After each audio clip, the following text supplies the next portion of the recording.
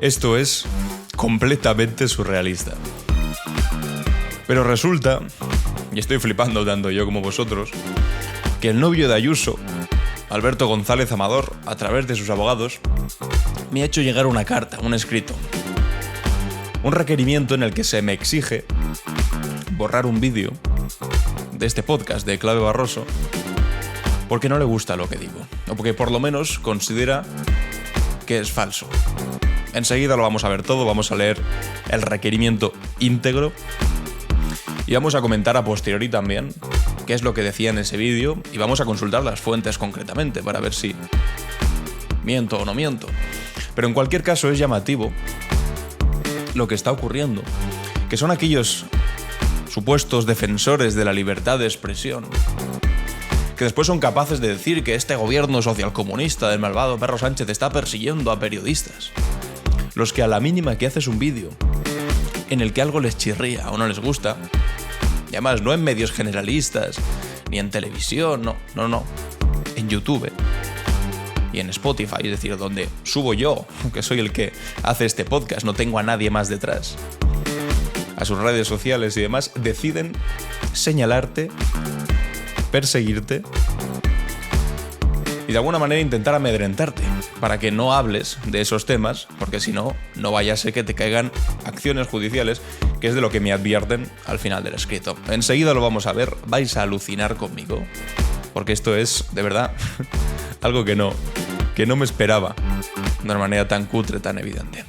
Vamos a hablar también, ya que estamos hablando de señalamientos, de cómo estamos últimamente, como un diputado de Vox, que ya hablamos ayer de él, que había subido mi fotografía a sus redes sociales, por lo menos no ha amenazado con...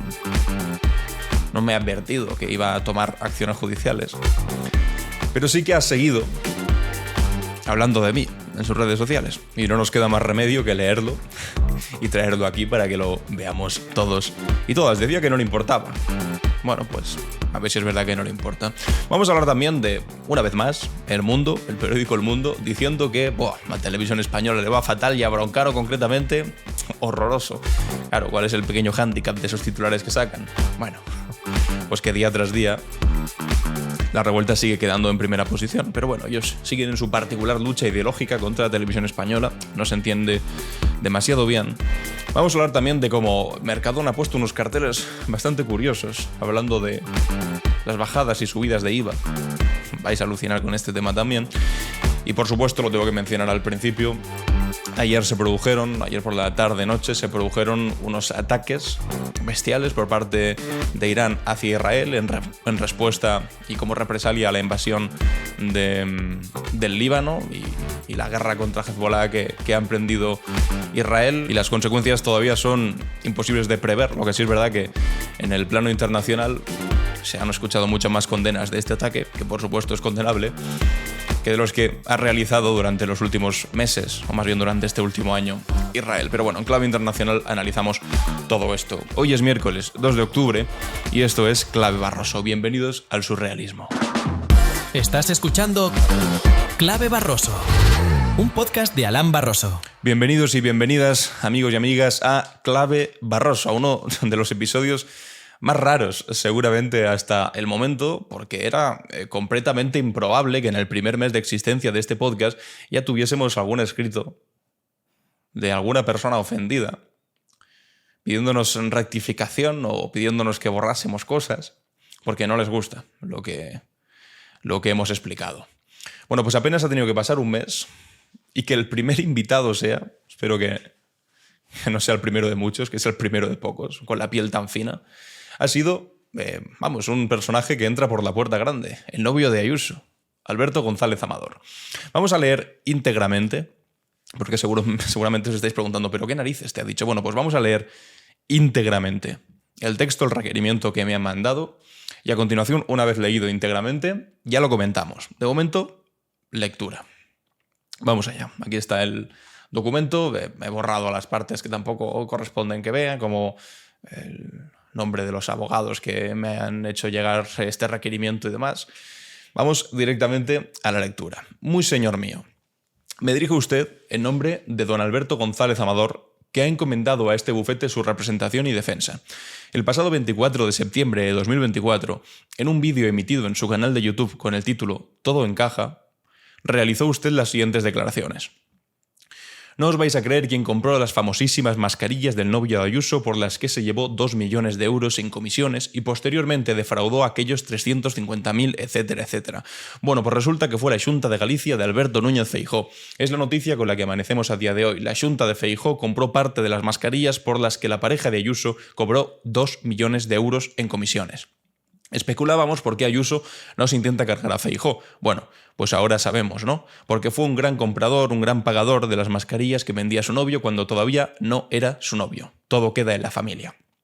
Estas declaraciones están integradas por informaciones falsas y por expresiones injuriosas y calumniosas que no se compadecen con la verdad. En este sentido, debo trasladar de que don Alberto González Amador jamás, en momento alguno, ha realizado operación o transacción con administración pública alguna, ni en territorio nacional ni en el extranjero, ni, específicamente, con la Xunta de Galicia. Algo que, por otra parte, confirma en el cuerpo del artículo del diario.es al que usted hace referencia, desmintiendo el propio titular de la noticia. De igual modo, le comunico que don Alberto González Amador siempre, en todo momento, ha incluido en todas las declaraciones tributarias cualquier ingreso producido de sus actividades económicas. A la vista de todo lo anterior, le requiero para que, en el plazo improrrogable de 5 días, elimine el vídeo publicado el 24 de septiembre de 2024 o la parte de él que contiene las declaraciones difamatorias referidas a mi representado, don Alberto González Amador. Publique un vídeo en el mismo canal de YouTube en el que proceda a la lectura íntegra de la presente solicitud. Debo advertirle que si no atiende al presente requerimiento en el plazo indicado, mi representado me ha dado instrucciones para emprender cuantas acciones judiciales pudieran asistirle conforme a derecho, incluida la reclamación de la correspondiente indemnización por los daños y perjuicios causados. Atentamente, la abogada. De verdad que lees esto y te quedas flipando. Bueno, vamos a concretar de qué va todo este asunto una vez leído íntegramente, como me solicitaban este texto. Yo, de verdad, no sé a quién deja en peor posición porque ahora yo tengo la libertad de poder enseñaros qué es aquello que me están diciendo que sobre lo que he mentido. Bueno, este es el vídeo sobre el que me requieren que borre y demás. El vídeo se titula Feijóo y el novio de Ayuso filtran vídeo de Sánchez y me quieren echar de Televisión Española. Ya sabéis que cada vídeo pues es largo porque es un podcast en el que se tratan muchos temas. Y ellos decían que se titula Todo encaja. Todo encaja es en todo caso lo que aparece en la miniatura, pero el título es el siguiente, es el Clave Barroso 16. Resulta que aquí yo estaba, aquí está el vídeo en el que yo básicamente veía esta noticia. Ahora mismo es un poco Inception, es el vídeo dentro del vídeo. Bueno, pues yo estaba hablando sobre una noticia que acaba de sacar el diario.es, una exclusiva del diario.es, que se titulaba de la siguiente manera. Se titula La Xunta de Feijóo compró parte de las mascarillas por las que la pareja de Ayuso cobró 2 millones de euros en comisiones. Es un titular que he leído literalmente. De hecho, más adelante en el vídeo, no sé si lo vieron entero, pero literalmente lo que hago es leer el artículo de manera íntegra. Lo que pasa es que ellos consideran lo siguiente. Consideran que yo en este primer apartado, en el editorial que hago al principio, que evidentemente es opinión y además presentación de los temas que voy a tratar en el podcast, de alguna manera se podría llegar a entender que yo estoy diciendo que el novio de Ayuso, don Alberto González Amador, de alguna manera vendió directamente a una administración pública las mascarillas o el material sanitario y me dicen, nunca jamás se ha realizado operación o transacción con administración pública alguna, y mucho menos con la Xunta de Galicia. Algo que por otra parte confirma el cuerpo del artículo, bueno, que si hubiesen visto mi vídeo se habrían dado cuenta que yo estoy íntegramente leyendo este artículo. Y en ningún momento he dicho yo que fuese el señor Alberto González Amador, el señor Feijóo, le dijese, hola, soy el futuro novio de Ayuso, lo cual no tendría ningún tipo de sentido. ¿Me compra usted mascarillas por las cuales se recibió 2 millones de euros? No, es que lo dice además el artículo. Claramente, un artículo de Antonio M. Vélez que dice, la Xunta de Galicia compró en 2020, cuando la presidía el actual líder del Partido Popular, Alberto Núñez Feijóo, parte de las mascarillas por las que la pareja de Isabel Díaz Ayuso, Alberto González Amador, se embolsó 2 millones de euros en comisiones ese año. Así lo confirma el diario.es, Gumersindo Cachafeiro, fundador y presidente de MAPE. Supongo que también se querellarán de alguna manera contra él o le enviarán un requerimiento para que borre sus opiniones. La empresa que pagó 42 millones por material sanitario procedente de China a FCS, la firma catalana, a la que González Amador cobró comisiones del 4,5% por intermediar en la compra de ese material. Hasta ahora se desconocía quién había sido el comprador final de la mercancía que encargó a FCS la gallega MAPE, empresa con amplia experiencia, bla, bla, bla. Es decir, que es evidente que una empresa le compró a otra, por esa transacción el novio de Ayuso se llevó 2 millones de euros, la inmoralidad de llevarse 2 millones de euros en lo peor de la pandemia por cuestiones con mascarillas y material sanitario, pero eso es tema para más adelante. Y después finalmente esa empresa se lo vendió a la Xunta de Galicia, que fue su comprador final. Entendemos, de eso va el asunto. Pero bueno, ellos se sienten de alguna manera, él se siente ofendido de alguna manera y requiere que me manden ese requerimiento. ¿Soy el único? No soy el único. De hecho, se ha convertido un poco en lo canon en la vida de este señor, de Alberto González Amador, que yo entiendo que pretendiendo que no se hable demasiado sobre él porque le da cierta vergüenza lo que están diciendo, pues ha decidido empezar a apuntar y a denunciar a cualquier persona que se atreva a hablar de él en términos que no le gusten. De hecho, ahora mismo yo estoy prácticamente cerca de engordar, a la espera de la decisión de las acciones judiciales que tomarán en este caso, según han dicho, de ver si engroso también este panel de invitados en este caso, porque la pareja de Ayuso denuncia ahora también a Diana Morant, a Rita Maestre y al director de comunicación del Partido Socialista y otros cuantos más.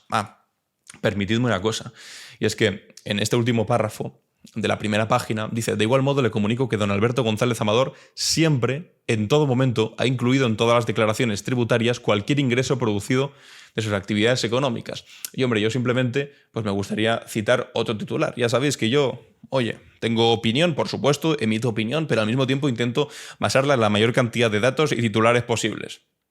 Sobre todo para no pillarme los dedos, porque después viene esta gente y ya veis lo que hace. Pero en este caso, pues voy a leer otro titular, si me lo permiten, espero que nadie se enfade. Dice: la confesión de la pareja de Ayuso aceptó íntegramente el fraude fiscal, 8 meses de cárcel y pagar $500,000 de euros. Es decir, que ha aceptado que ha cometido fraude fiscal y como pago ha aceptado una multa de $500,000 de euros y 8 meses de cárcel. Y eso como algo bueno para él, algo beneficioso para el novio de Ayuso, para no ir a juicio, donde las cosas le podrían salir bastante peor. Pero volvemos a leer que Alberto González Amador siempre ha incluido en todas las declaraciones tributarias cualquier ingreso producido de sus actividades económicas. Hombre, nos ha fastidiado.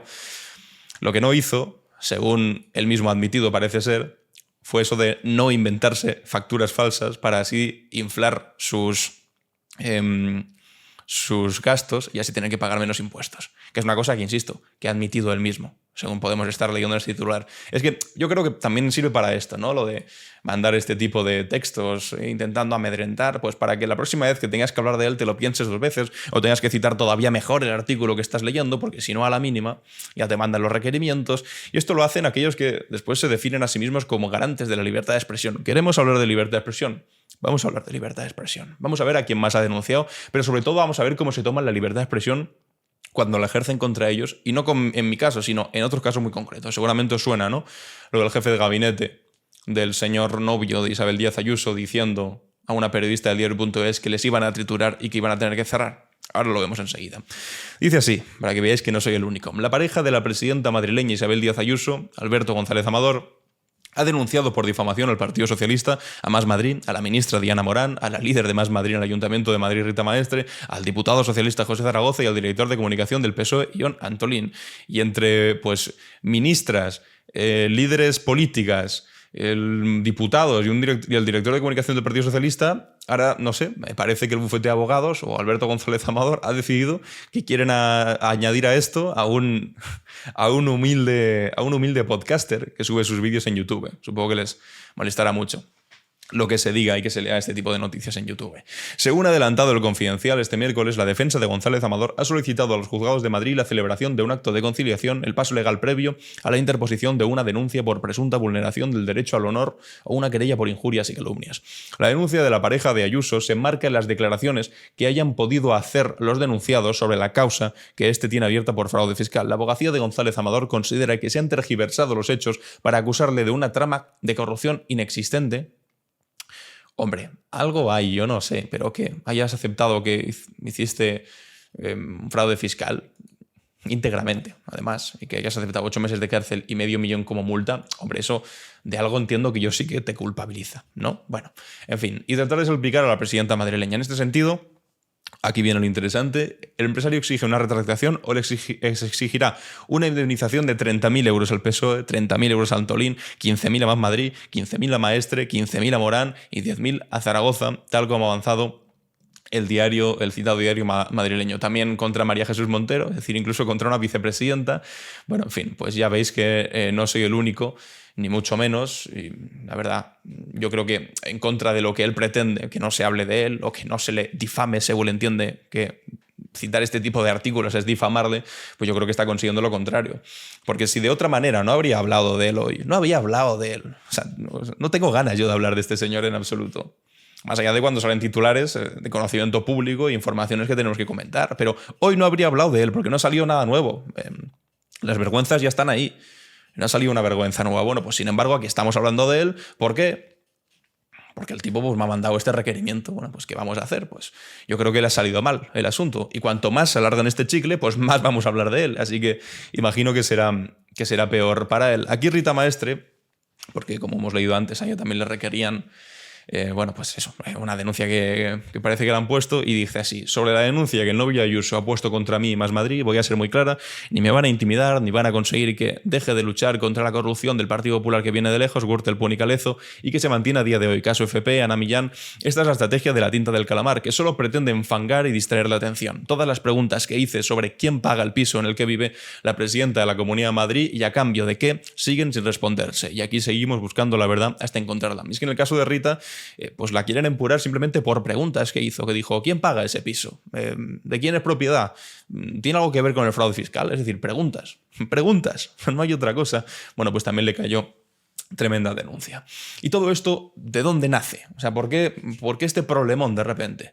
Esta tarde voy a hacer un vídeo un poco más detallado sobre todo lo que ha pasado en torno a este asunto, que es tremendo, que es una locura, y tampoco vamos a dedicar todo el podcast de Clave Barroso porque hay temas bastante más interesantes que nos ocupan, que este señor, pues no sé, con estas ganas, con esta necesidad de ir a por este podcast, además de contra la vicepresidenta del gobierno, se busca enemigos un tanto dispares, ¿no? Vicepresidenta del gobierno y el podcast de Alan Barroso. Es tremendo. Bueno, todo nace con esto.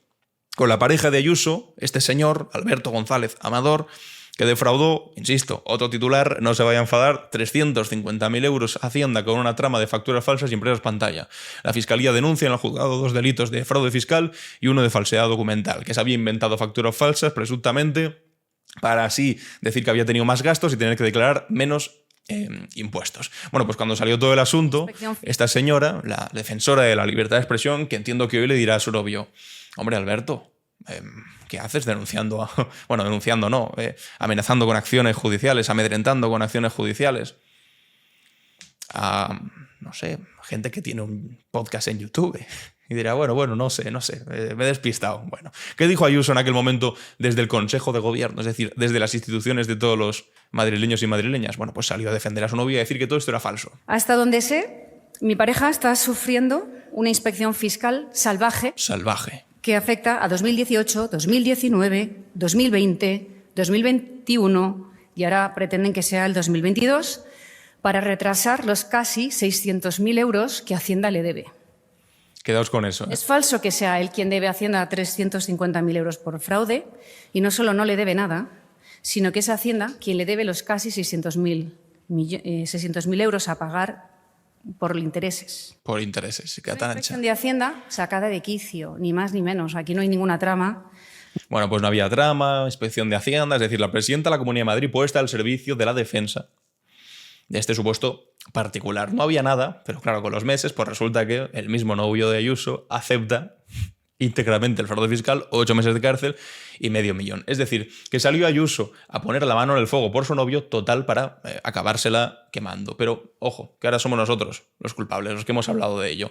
Es que resulta que además se puso al servicio de la defensa del novio Ayuso a toda la administración pública madrileña. Aquí tenemos una fotografía del número 2 de Ayuso, del secretario general del Partido Popular en la Comunidad de Madrid, senador también, reunido con este supuesto particular que no tiene nada que ver con la comunidad autónoma madrileña, reuniéndose a ver qué es lo que tenían que decir, pero no os preocupéis, que es que no es lo único. Las conversaciones íntegras con las amenazas de Miguel Ángel Rodríguez al diario.es, el jefe de gabinete de Ayuso, que también cobra una buena pasta de dinero público que pagamos todos con nuestros impuestos, bueno, excepto el novio de Ayuso, si admite que ha defraudado fiscalmente, porque ese dinero no ha ido a pagar seguramente el salario de Miguel Ángel Rodríguez, que supera los 90.000 euros, pues bueno, en los mensajes, el intercambio de mensajes, básicamente decía que es falso, no hay facturas falsas, Sánchez le pagó, dice, ahora es culpa de Sánchez, resulta que este señor cobrase 2 millones de euros, le contestó Esther Palomera, sí, es culpa de Sánchez forrarse y luego defraudar con facturas falsas a empresas fantasma, qué desfachatez, Pedro Sánchez obligar al pobre hombre a eso. Y al final le dice, os vamos a triturar, vais a tener que cerrar que os den idiotas, es una amenaza, es un anuncio.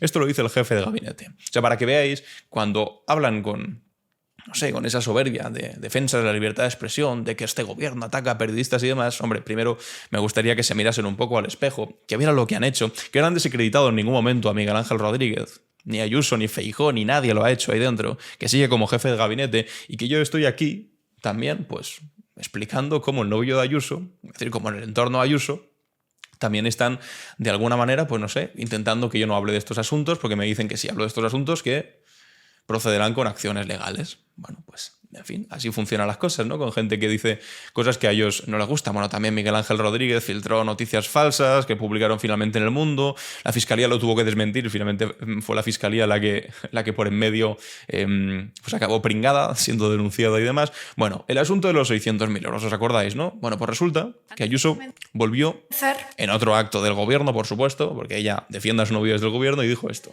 Quiero contestar a la prensa unos breves mensajes, ya que está aquí, y hacerlo sobre la última noticia de la mañana, ya que nos debemos a la actualidad.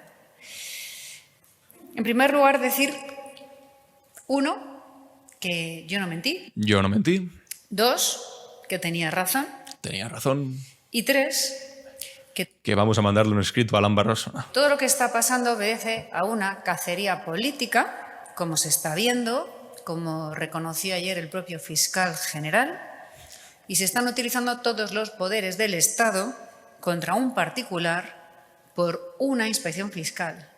Bueno, por una inspección fiscal que al final, pues, insisto, es que lo ha reconocido ya todo, etcétera, etcétera. Todos los poderes, una persecución política. Y lo que hay en este escrito, que es porque yo hablando de política, hablando de tu pareja, de repente me llega esto no es persecución política, esto no es un intento de silenciar posibles futuros explicaciones sobre cosas que tengan que ver contigo o con tu pareja, pregunto, porque si a ti eso, insisto, que tu propio novio ha admitido que era cierto, el fraude fiscal te parece una persecución política, hombre, esto concretamente. ¿Y sabéis qué pasa? Que esos supuestos 600.000 euros que decía que le debían, bueno, pues que resulta que la pareja de Ayuso además acabó... Es que es lo de siempre, ¿eh? Quien debería denunciar a otra persona sería seguramente Ayuso a su propio novio por dejarle mal en tantas ocasiones, por poner la mano en el fuego por él y al final siempre dejarla vendida y quemándose la mano, porque resulta que con el tiempo también la pareja de Ayuso asume en su escrito que la devolución de Hacienda responda a que intentó pagar fuera de plazo. Esto es, esos 600.000 euros que constantemente decía Ayuso que le debíamos todos, que le debía Hacienda, ¿sabéis de qué son? Bueno, pues que el tipo presuntamente defrauda esos 350.000 euros, después resulta que le pillan, le dicen, oye, te hemos pillado, que has hecho aquí unas facturías raras para ahorrarte unos impuestos, y el tipo dice, bueno, es verdad, pues el siguiente ejercicio fiscal lo que hace es poner dentro de Hacienda 600.000 euros, es decir, paga de más. Pero claro, le dicen, oye, esto no funciona así. Esto es como si yo voy a un banco, robo 350.000 euros a punta de pistola y después me viene la policía a casa y me dicen, Alan, te hemos pillado, has robado 350. Y digo, es verdad. Pues al día siguiente voy al banco, a ese mismo banco, dejo ahí encima de una mesa 600.000 euros y digo, bueno, pues ahí lo tenéis y de hecho ahora vosotros me debéis dinero a mí porque os he dado de más de lo que os robé. Es como, no. Tú robaste el banco, tú tienes que pagar. Pues en este caso tú defraudaste Hacienda, tú tienes que pagar. Y es una cosa que finalmente ha aceptado y por eso va a pagar $500.000 euros como algo beneficioso. O sea, imaginad si fuese a juicio, si fuese esto beneficioso o no. En fin, que tampoco me quiero enrollar mucho más, que ya llevo un rato en este podcast, pero como fue en este podcast lo que les ha molestado, pues tenía que contestarlo en este podcast. ¡Qué narices! Pero ya os digo, esta tarde estad atentos a mi canal secundario, a Alan Barroso Clips, porque ayer era un vídeo un poco más largo, un poco más profundo y concreto, hablando sobre todo este asunto, que de verdad que es completamente alucinante. Pero aquí lo tenemos, amigos y amigas. Os seguiré Os seguiré comentando cómo evoluciona esto, si se dan por satisfechos o si quieren ir a por más todavía, si quieren que hablemos más de Alberto González Amador y no sé, si finalmente, como a las vicepresidentas, ministras y diputados, a mí también, con esa decisión un tanto extraña, me quieren llevar frente a la justicia. Pero aquí estaremos al pie del cañón para contarlo. Me gustaría leer vuestra opinión sobre esto también, a ver qué es lo que pensáis. Pero vamos a pasar ya al siguiente tema, que no quiero que sea este podcast monotemático Ayuso ni del novio de Ayuso. Y es que, bueno, y voy a pasar brevemente por aquí también, porque tampoco me quiero enfocar demasiado. Este tipo, el señor Flores Juberías, diputado de Vox, que ya sabéis que está condenado por maltrato a su exmujer hace unos años, etcétera. Bueno, pues resulta que puso este tuit, lo comentamos ya ayer, yo le contesté y aquí es cuando se ha enfadado. Bueno, me puso esto, para quien no viese el capítulo de ayer. Me entero, esto es un diputado, subiendo mi fotografía y poniendo una imagen de lo que el viento se llevó. Una fotografía mía, un diputado, esto dedica en el tiempo, y pone: me entero que el supuesto politólogo, ha dedicado un vídeo de 20 minutos, lo que te da derecho a una colección entera de todos sus mohínes de desagrado, muecas de resignación y gestitos de disgusto habituales, le importa bastante mis gestitos y mis muecas, a comentarlo de mi premio literario, porque se presentó a un premio literario de igualdad del Ayuntamiento de Valencia, siendo que él, bueno, pues tiene en su haber, tiene en su historial, pues lo que tiene. Ustedes hagan lo que gusten. Yo, por mi parte, tiraré de Filmoteca y optaré por la sobriedad de un clásico. Y comparte este fotograma de la película en la que pone: francamente querida, me importa un bledo. Bueno, pues tan bledo no le parecerá, porque yo le contesté y no hizo otra cosa que empezar a responderme a todo lo que yo decía. Le puse: me entero de que el supuesto diputado, como él me llamaba supuesto politólogo, yo pues tengo la deferencia de llamar de supuesto diputado, Flores Juberías, Carlos Flores Juberías, condenado por maltrato y al que le pagamos el sueldo entre todos, se dedica a subir una imagen mía a sus redes sociales. Supongo que tiene mucho tiempo libre, diputado, aunque siempre es mejor esto que dedicarse a acosar a su exmujer. A lo que el tipo me responde: se dedica a subir una imagen mía a sus redes, pero Alan, si te pasas más tiempo haciéndole carantoñas a la cámara que la reina del cuento de Blancanieves preguntándole al espejito mágico por la más bella del reino. Y es distinto, señor diputado, es que yo trabajo de esto. Yo trabajo hablando. Yo trabajo hablándole a una cámara, comentando noticias, haciendo información. Tengo que poner la cara. ¿Sabe cuál es el problema seguramente? Pues no sé, que tal vez vea mis vídeos con el mute, en silencio. Y entonces simplemente me vea la cara y piense que yo estoy haciendo carantoñas, pero le aseguro que en el momento en el que usted escuche lo que estoy diciendo, lo que hago es algo más que poner la cara, se lo aseguro. Otra cosa es que no quiere escuchar porque no le interese, o porque, bueno, no, seguramente porque no le interese escuchar y simplemente se quede con las carantoñas que hago y con las muecas de resignación y mohínes de desagrado que usted me dice. No sé, es curioso, ¿no? Que se enfoque tanto en lo físico, en mis carantoñas, en mis muecas y en lo que hace mi cara. Lo siento, es la cara que tengo, es la que me tocó, es la que tengo que usar a la hora de grabar vídeos, de hacer el trabajo que hago. Lo siento si a usted no le gusta, pero agradecería que se refiriese a las cosas que estoy diciendo y no tanto a la forma en la que las digo o la cara que pongo cuando las digo. Pero bueno, yo le contesté: diputado, deje el Twitter y a ver si le da por trabajar en algún momento, que para no darle importancia a lo que diga yo, no suelta el móvil ni un rato. Es que literalmente ponía: me importa un bledo. Ya veo. Y entonces responde: caballero, interceptar bulos que diseminan los lamebotas del chanchismo es parte de mi trabajo, no de mi ocio, aunque reconozco que es uno de los que más disfruto haciendo. Entonces, claro, yo le dije jajaja, ya no me quedaba otra cosa que la risa. Me encanta ver a un diputado diciendo públicamente que su trabajo es estar online de manera crónica, comentando y respondiendo chorradas a cualquiera que considere lamebotas del sanchismo. Qué bonito es trabajar cuando uno decide que estar en Twitter es su trabajo. Es que claro, este diputado ha decidido unilateralmente que su trabajo es estar en Twitter contestándome. Entonces, claro, él cumple con su trabajo. Esto no es ocio. Estar en redes sociales viendo a ver qué han dicho de mí, decir que te importa un bledo, pero después responder absolutamente todo lo que dices. Bueno, pues, mientras tanto, seguimos teniendo a este diputado. Un diputado que por otros lados, pues bueno, le decía a su exmujer: te voy a estar jodiendo hasta que te mueras, hijo de ladrona, secuestradora de niños, más que ladrona, te voy a estar jodiendo toda la vida hasta que te mueres, ya que voy contigo. En fin, barbaridades que no tengo ganas de volver a reproducir. Un personaje de los buenos, pues bueno, que aunque diga aquí que le importa un bledo lo que yo diga, pues parece que está bastante, pero bastante atento, ¿no? En fin, un personaje más, diputado al que le pagamos todos el sueldo. El mundo. ¿Qué pasa con el mundo? ¿Qué pasa con Broncano? ¿Por qué narices siempre tienen que intervenir de esta manera tan cutre y convirtiendo en una disputa política algo que jamás lo debería haber sido? Bueno, pues resulta que el mundo, la misma escritora del Mundo, esto lo escribe una tal Esther Mucientes, que es la que escribe siempre sobre estos temas, ya hemos leído algún artículo suyo, que que es de alucinar un poco. Dices, ¿y esto por qué lo escribe? O sea, si es tan sencillo pillarles la mentira. Bueno, pues dice, la 1 es la cadena que más cae en audiencias en el mes de septiembre. Tanto respecto a agosto como respecto a septiembre de 2023. El Hormiguero vuelve a ser el programa más visto de la televisión en septiembre. Claro, y lo que pasa es que debe pensar que la única que tiene, el mundo debe pensar que los únicos que tienen las audiencias son ellos. Y aquí esta cuenta también, 2:30 minutos, pone más de 2 millones de espectadores de media siguen anoche al Hormiguero, 15% de share y más de 4 millones de espectadores únicos, programa líder absoluto de su franja. Claro, tú lees esto y dices, bueno, pues será.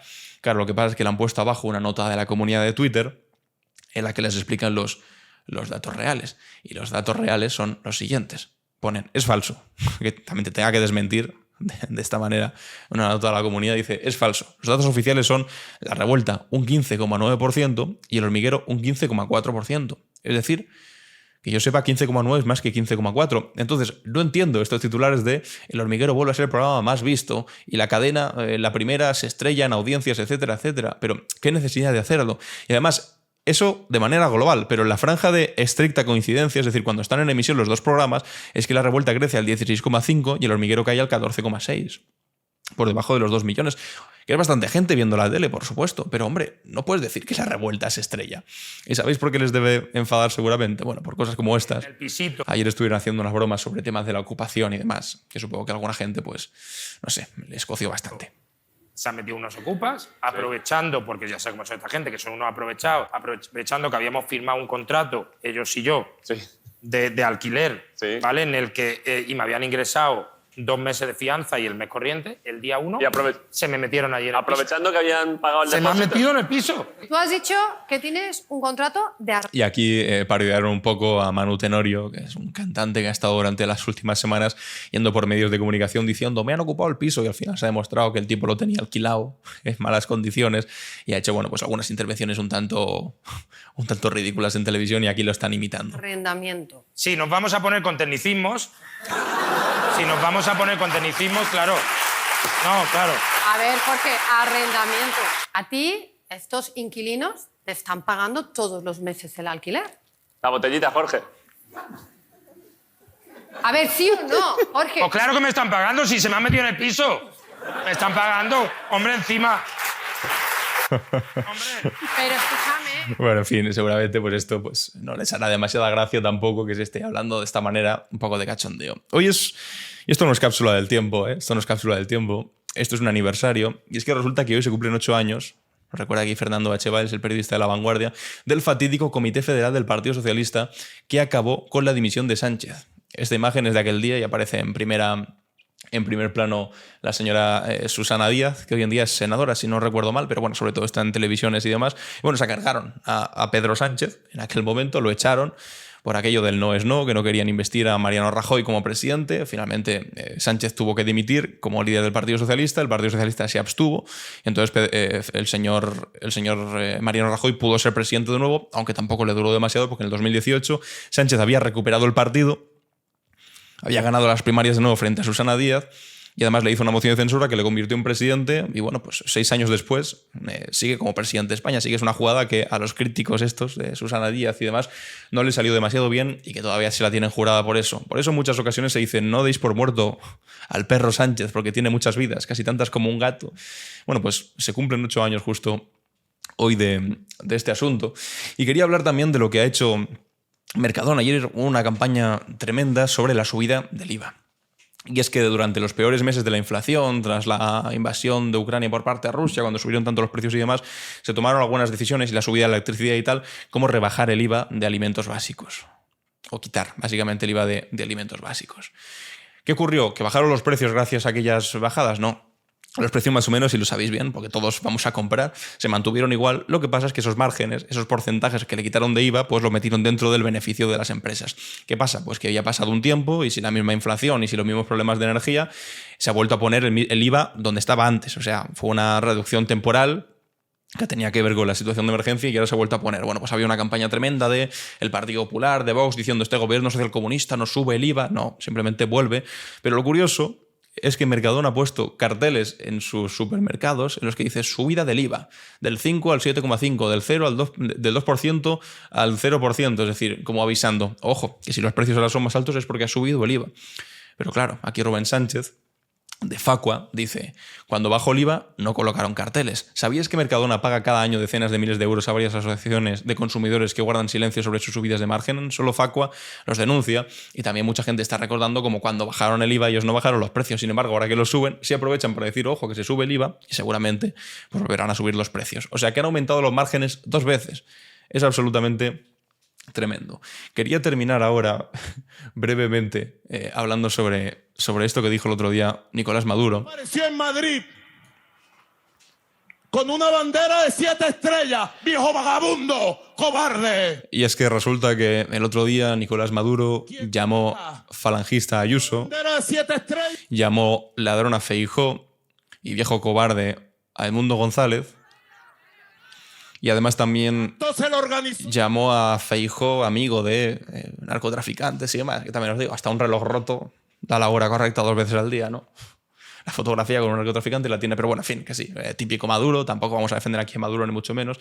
Pero Alfonso Serrano, el número 2 de Ayuso, que hemos visto antes tomando una Coca-Cola con el novio Ayuso, dice, si un dictador habla bien de ti, malo, muy malo. Es decir, orgulloso de que el PP, Núñez Feijóo, Díaz Ayuso, sean blancos de los ataques del socio de Sánchez y Zapatero. Y se queda tan ancho.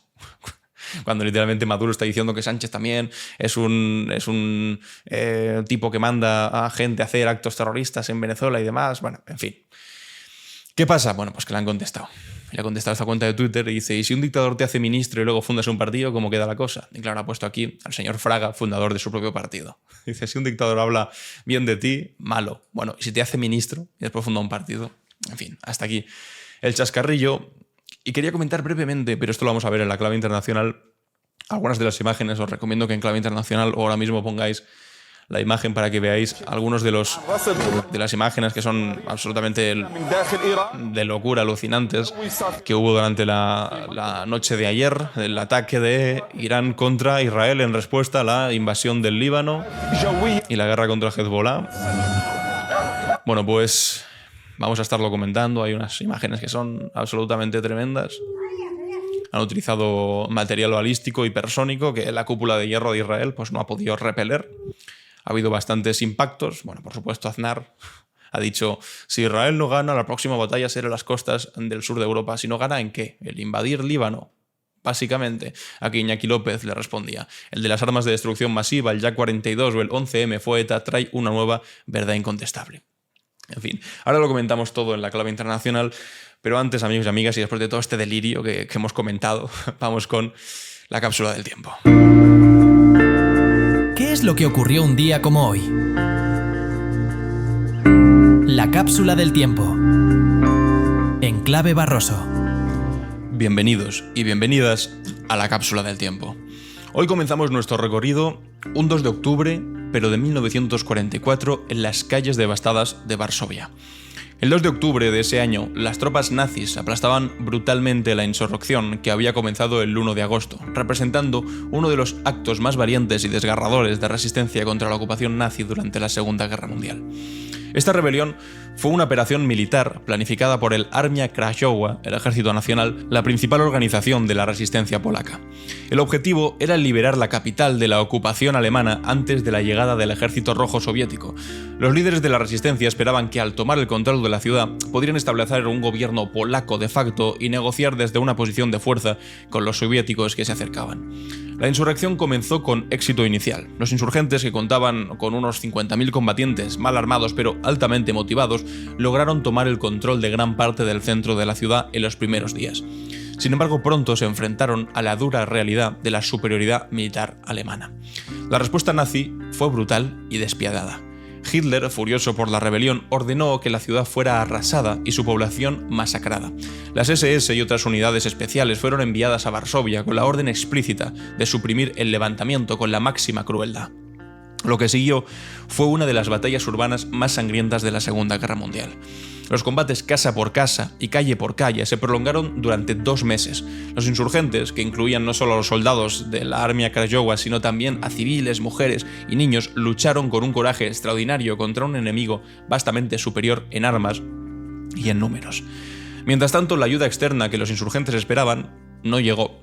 Los aliados occidentales, limitados por la distancia y las consideraciones políticas, solo pudieron ofrecer un apoyo limitado en forma de lanzamientos aéreos de suministros, muchos de los cuales cayeron en manos alemanas. Y a medida que pasaban las semanas, la situación de los insurgentes se volvió desesperada.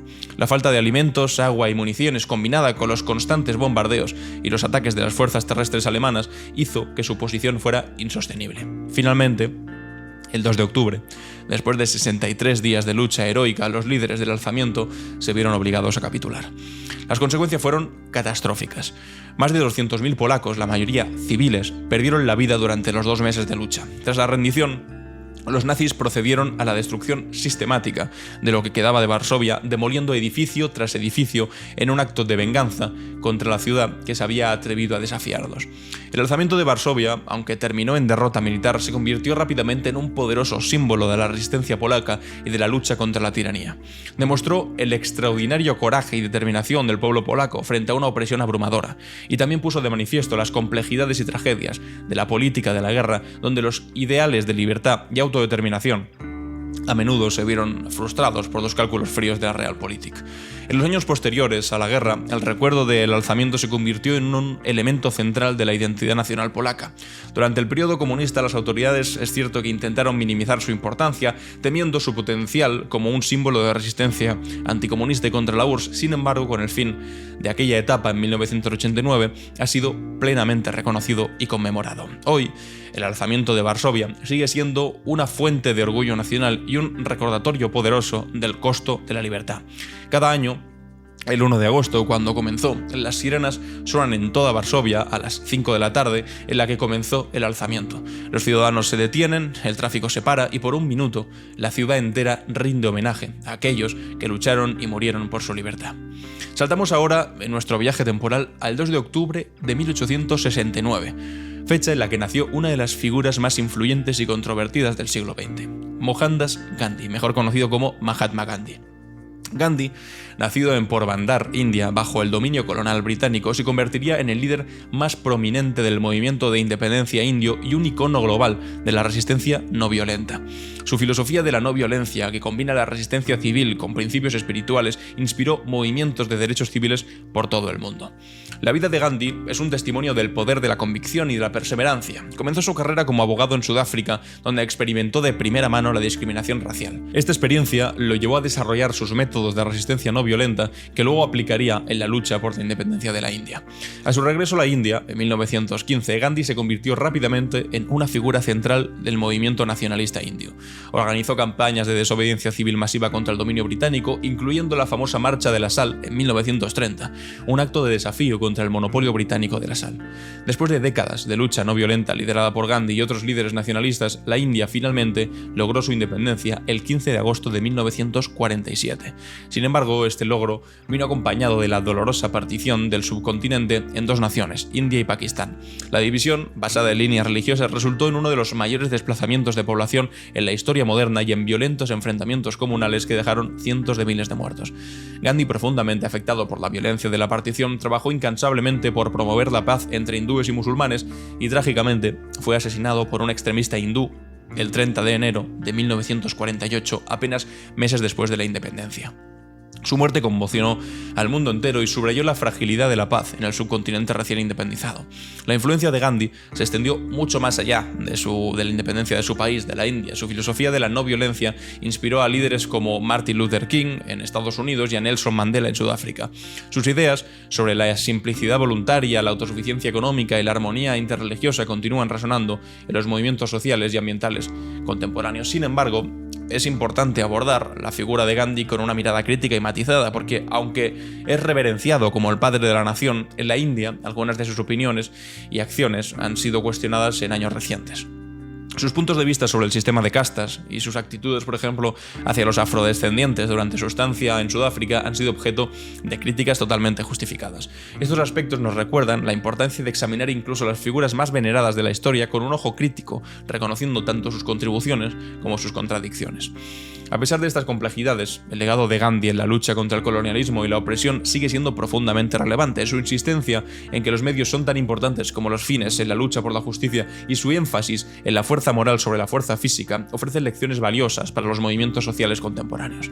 En un mundo donde la violencia y el conflicto, precisamente hoy, después de lo que hemos visto en el día de ayer, es importante decirlo, siguen siendo herramientas frecuentes de la política, el mensaje de Gandhi sobre el poder de la resistencia no violenta y la desobediencia civil sigue siendo poderoso y necesario. Sus métodos han sido adoptados y adaptados por movimientos de justicia social en todo el mundo, desde las protestas por los derechos civiles en Estados Unidos hasta las revoluciones de colores de Europa del Este y las primaveras árabes. Aunque también os digo, es una cosa que no todo el mundo puede aplicar, porque si, no sé, en Gaza te quedas quieto y aplicas la no violencia y la resistencia pacífica, pues bueno, puedes aplicarlo todo lo que quieras mientras siguen cayendo bombas sobre ti. Avancemos ahora a un pasado más reciente, al 2 de octubre de 2016, cuando Colombia vivió un momento histórico con la celebración del plebiscito sobre los acuerdos de paz entre el gobierno colombiano y las FARC. Este plebiscito representó un intento audaz de poner fin a más de medio siglo de conflicto armado, uno de los más largos de la historia moderna. El acuerdo, fruto de casi 4 años de negociaciones en La Habana, en Cuba, buscaba desmovilizar a la guerrilla más antigua de América Latina y reintegrar a sus miembros en la vida civil. El proceso de paz en Colombia fue observado con gran interés en todo el mundo, visto como un posible modelo para la resolución de conflictos prolongados. Los acuerdos abordaban cuestiones fundamentales como la reforma agraria, la participación política de los excombatientes, el narcotráfico y la justicia transicional. Sin embargo, el resultado del plebiscito sorprendió a muchos. Por un estrecho margen, el no se impuso con un 50,21% de los votos frente al 49,78% del sí. Este resultado inesperado puso de manifiesto las profundas divisiones en la sociedad colombiana y los desafíos para construir la paz después de décadas de conflicto.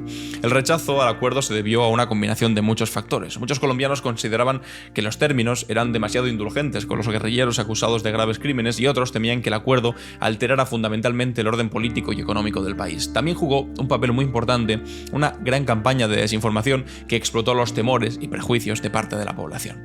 Y a pesar de este revés inicial, el proceso de paz no se detuvo. El gobierno del presidente Juan Manuel Santos, que recibió el Premio Nobel de la Paz por sus esfuerzos, renegoció el acuerdo incorporando algunas de las preocupaciones de los opositores. Un nuevo acuerdo fue finalmente ratificado por el Congreso colombiano en noviembre del 2016. La implementación del acuerdo de paz ha sido un proceso complejo y no exento de dificultades. Si bien ha habido avances significativos como la desmovilización de miles de guerrilleros y la transformación de la FARC en un partido político legal, también han surgido desafíos. La violencia persiste en algunas regiones del país, alimentada por otros grupos disidentes y otros actores armados ilegales. Y la implementación de aspectos clave del acuerdo como la reforma rural y la reintegración de excombatientes ha sido lenta y muy desigual. Sin embargo, el proceso de paz ha abierto nuevos horizontes políticos en Colombia.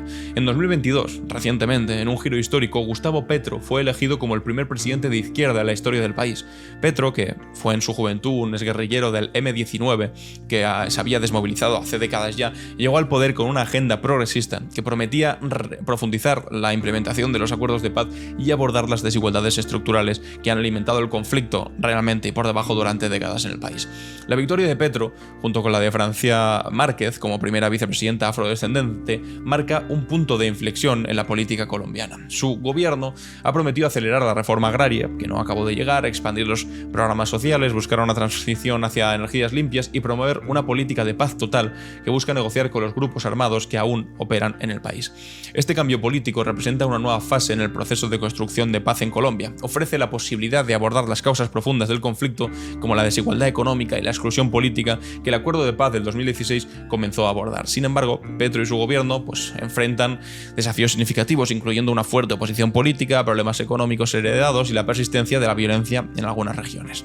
El caso colombiano nos recuerda que la construcción de la paz es un proceso largo y complejo que va más allá de los acuerdos formales inmediatos. Requiere de un compromiso sostenido para abordar las injusticias y desigualdades subyacentes que alimentan realmente a los conflictos, y también demuestra cómo los procesos de paz pueden abrir espacios para transformaciones políticas más amplias, permitiendo que voces tradicionalmente marginadas accedan al poder, como en el caso de Petro. Y hasta aquí, amigos y amigas, nuestra cápsula del tiempo. Vamos con la clave internacional. ¿Qué pasa en el mundo? La Clave Internacional. Bienvenidos y bienvenidas a La Clave Internacional. Hoy va a ser una de las más importantes este apartado seguramente, porque ayer, como sabéis, como os he dicho antes, Irán lanzó su mayor ataque contra Israel con cerca de 200 misiles. Y la crisis de Oriente Medio, por lo tanto, se agrava todavía más. Está seguramente Israel, pero concretamente Netanyahu, más cerca del escenario que buscaba, que es el de la guerra tradicional, para así poder él huir de sus problemas que le acechan. Y las imágenes, como os enseñé algunas de ellas antes, son tremendas. Os recomiendo que si simplemente estéis escuchando como podcast, pongáis un momento el vídeo para ver alguna de las imágenes de los misiles que Irán lanzó contra territorio israelí en represalia de la invasión al Líbano y los ataques contra Hezbollah. Aquí ponía la cuenta oficial de Israel, @Israel en Twitter, lo siguiente: "This isn't normal". Esto no es normal. Cada uno de estos cohetes pretenden matar. Y claro, mucha gente le está reprochando la hipocresía de Israel. Aquí una cuenta de Twitter le decía, bueno, tardó casi un año, pero finalmente logramos que Israel condenara los ataques aéreos contra una población civil. Y es que tiene razón la cuenta de Twitter de Israel. Dice, esto no es normal. Cada misil tiene la intención de matar.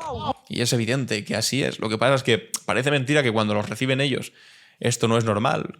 Cada uno de esos misiles, población civil, etcétera, etcétera. Pero hace 2 días que estaban ellos bombardeando Beirut, la capital del Líbano, o el sur del Líbano, donde han acabado ya con la vida de 600 personas, mujeres, niños, hombres, que no están en Hezbollah ni están en el ejército, ni mucho menos. Entonces no pasa absolutamente nada y la comunidad internacional mira hacia otro lado. Esto no justifica en absoluto los ataques ayer de Irán, pero sí que de alguna manera te hace poner, les hace poner frente al espejo que lo mismo que les parece horroroso para ellos, resulta que lo hacen contra los demás. Es que este vídeo es contra Beirut. Aquí Julia Godina decía, al ver estas imágenes, recordad, ni en Beirut ni en ningún lugar del Líbano hay refugios antiaéreos ni alarmas que avisen de los ataques.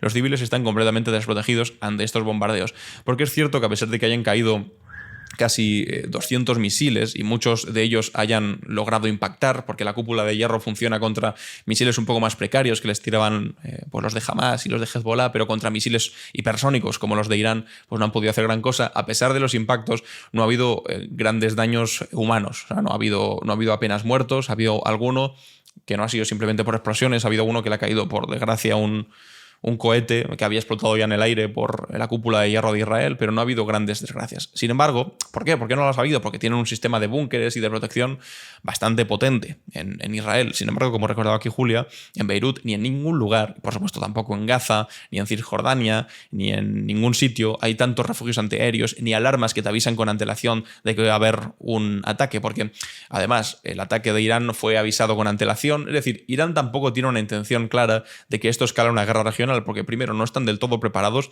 segundo no han dejado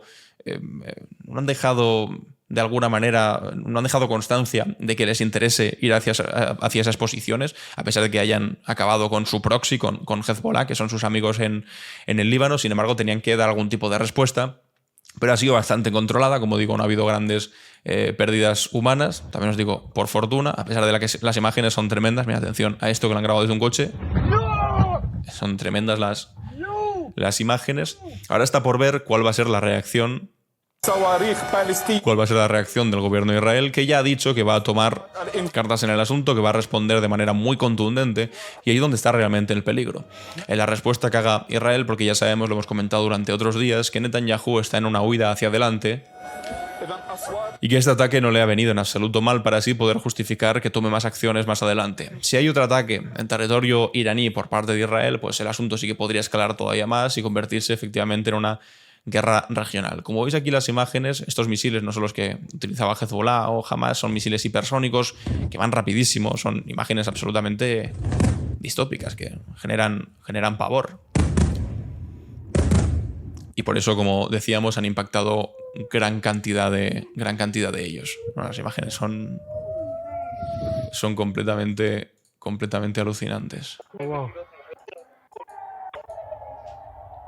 Bueno, y mientras todo esto ocurría, estaba a punto de comenzar en Estados Unidos, parece casi una lluvia de estrellas, estaba a punto de comenzar en Estados Unidos el debate en Estados Unidos entre los dos vicepresidentes, entre Wolf y Vance, el vicepresidente que ha cogido Kamala Harris y el vicepresidente que ha cogido el señor Donald Trump. Bastante polémico porque decía que las mujeres que no tienen hijos que no merecen el derecho a voto y que son unas amargadas que tienen gatos y que no quieren tener hijos y que por eso pues, son de izquierdas, bla, bla, bla. Es decir, un discurso que os puede recordar a una parte de la extrema derecha española. No tengo tiempo para centrarme en lo que han dicho los unos y los otros, igual mañana lo podemos comentar un poco más pormenorizadamente porque es que el tema internacional de hoy ha sido los ataques de Irán en territorio israelí. Igual mañana serán las consecuencias de esto, no sé si se tomarán hoy mismo las consecuencias, las represalias por parte de Israel, para que veáis que siempre hay cosas más importantes de las que le pasan a uno mismo en el mundo. Y este vídeo que está titulado "El novio de Ayuso hace no sé qué contra mí" es completamente irrelevante al lado de lo que realmente está ocurriendo en el mundo. Te hace ver las tonterías en las que muchas veces nos enfocamos cuando están pasando cosas verdaderamente preocupantes. Pero bueno, más allá de lo internacional, ahora vamos como siempre con las preguntas y con las respuestas. ¿Y tú? ¿Qué opinas? En Clave Barroso. Bienvenidos a ¿Y tú qué opinas? Ayer os preguntaba casualmente sobre Ayuso y sobre las 7.291 víctimas. Bueno, casualmente no, porque resulta que aparecieron unos audios, unas transcripciones de llamadas al 112 a emergencias que se hicieron durante la pandemia, en las que se certificaba, a pesar de que Ayuso dijese que eso era completamente mentira, que había un protocolo que impedía la derivación de las personas mayores de residencias a los hospitales y que por eso hubo pues, esas 7.291 víctimas. Os pregunté qué pensabais sobre esto. Vamos a leer algunas de vuestras respuestas y después vamos con la pregunta del día, que os la podéis estar imaginando. Aquí Mari Carmen dice respuesta: se pone muy nerviosa, pero poco para lo que tendría que estar. Tienen comprados a los jueces y a los medios, se quedan inmunes. Espero que le llegue Susan Benito y lo pague muy caro. Asco de personaje. Susan Martín, entiendo, ¿no? Lo de Díaz Ayuso, dice Mercurio, es como pasa siempre, que gobierna el Partido Popular. Tendrán que pasar años para que se la juzgue. Igual que nadie se dio cuenta de la Ciudad de la Justicia de Aguirre o de que sus consejeros eran unos ladrones. Igual pasan unos años y con suerte gobierna otro partido y sale Ayuso investigada porque como ya no gobierna, ya no es intocable. Un poco triste porque se habrá ido de rositas cuando estaba en el gobierno de la Comunidad Autónoma de Madrid. Es posible. Aquí Carmen Grande dice: buenos días, Alan. Mi suegra estaba en una de esas residencias. Esto es ya caso personal donde murió sin asistencia médica. El 2 de abril de 2020. La historia es muy larga. Entraron, se los llevaron a las morgues ya preparadas y no sabíamos dónde estaba. Al final la encontramos, gracias a una persona, porque la consigna era tapar lo que estaba pasando. Perdón, Alan, no puedo seguir contando mi historia. Es demasiado cruel, normal. Una historia horrible, pero que tampoco es la única historia. Hay 7.291 historias seguramente parecidas y que todavía no se les ha dado respuesta ni han obtenido justicia. Dice aquí Ruling: ahora han pasado 4 años de aquello. Dicen los del Partido Popular Vox que vetaron en 2021, meses después de lo ocurrido, el investigar lo de las residencias, después de ganar las elecciones con mayoría PP-Vox. Y es verdad, porque el argumento de la comisión de investigación que había en la Asamblea de Madrid, donde fue a hablar esta persona responsable de la marea de residencias y demás, le dijeron desde el Partido Popular que ha pasado ya mucho tiempo, que no hable de eso porque han pasado ya 4 años, pero sin embargo cuando se intentó investigar aquello en el 2021, meses después de que ocurriese, lo impidieron con los votos del Partido Popular y Vox. En fin, completamente alucinante este tema. Y ahora me gustaría que me comentaseis qué es lo que pensáis. Esta es la pregunta para el día de mañana. ¿Qué pensáis sobre lo que me ha llegado? Sobre esta carta, este requerimiento de los abogados del novio Ayuso, diciéndome que borro un vídeo y de alguna manera desmintiendo una información que está publicada y que yo solamente lo que he hecho ha sido leerla. ¿Pensáis que esto tiene que ver con, no sé, esa supuesta libertad de prensa, libertad de expresión, libertad de información, libertad de opinión que tanto defienden pero que tampoco aplican? ¿O qué pasa aquí?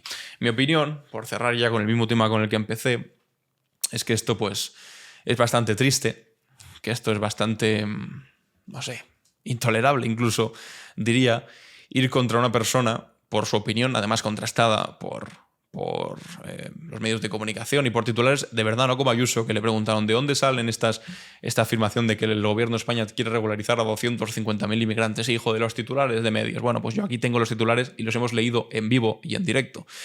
Pero también, sobre todo, creo que es una mala estrategia por parte del novio Ayuso, porque en este caso, si pretendía que se hablase menos, es que seguramente si denuncia primero a los ministros, vicepresidentes y más, y a mí manda requerimientos de este sentido, pues al final simplemente vamos a recordar más todas las fechorías que él mismo ha acabado admitiendo, como antes dijimos, que ha aceptado una multa de más de 500.000 euros, de $500.000 y 8 meses de cárcel. Así que En fin, no creo que le haya salido demasiado bien este asunto. Y hasta aquí, amigos y amigas, uno de los capítulos de Clave Barroso más surrealistas, más delirantes que hemos tenido hasta la fecha. Eso quiere decir que este podcast, pues bueno, está funcionando. La gente lo escucha e incluso lo ponen al mismo nivel de lo que llega a decir una vicepresidenta del gobierno. Oye, pues fantástico. Me alegro por nosotros, me alegro por el podcast, me alegro por todos los que estáis aquí día a día apoyando y sumando a que esto salga para adelante. Yo lo siento mucho por a quien le moleste, pero seguiré haciéndolo. Porque a la gente le gusta, porque está funcionando y porque también creo que es algo necesario, sobre todo siento que es algo necesario después de ver este tipo de requerimientos o de intentos de que no haga este tipo de vídeos. En fin, que hasta aquí ha llegado la Clave Barroso de hoy. Soy Alan Barroso y esto es Clave Barroso.